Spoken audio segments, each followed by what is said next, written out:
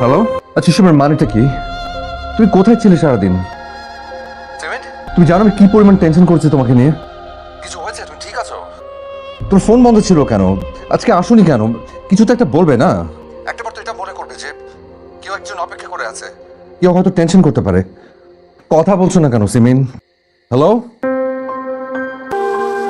ধ্রুব, কালকে একটু আমার সাথে দেখা করতে পারবা? তুমি ঠিক আছো? ফোন অফ করে রেখেছিলে কেন? সিমিন কি হয়েছে? Anything wrong?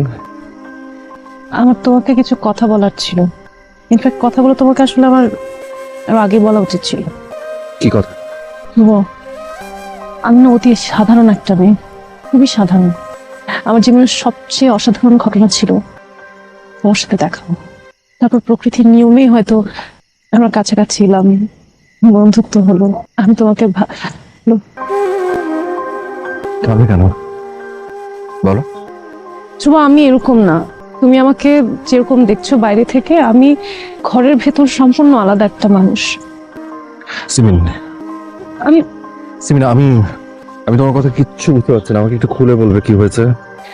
তোমাকে নিয়ে যে স্বপ্নগুলো আকাঙ্ক্ষাগুলো আছে সেগুলো কখনো পূরণ হবে না, কখনো পূরণ হয়নি। আসলে পূরণ কি হবে, আমি কখনো সেগুলো বলার সাহসী করতে পারবো না আসলে। সিমিন, আমি না, আমি আসলে কিছু বুঝতে পারছি না। মানে শুভ,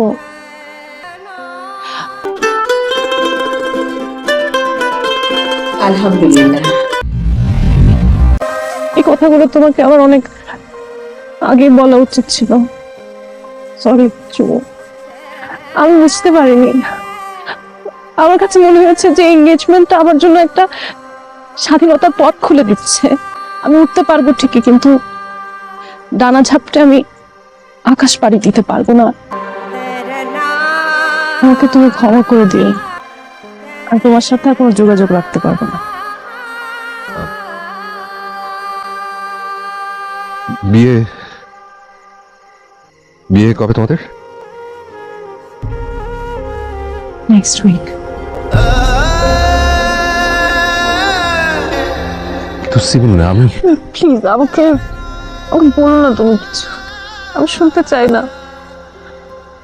আমি যদি একবার শুনে ফেলি কথাগুলো, আমি কিছু করতে পারবো না। আমাকে তুমি মাফ করে প্লিজ। ভালো থেকো।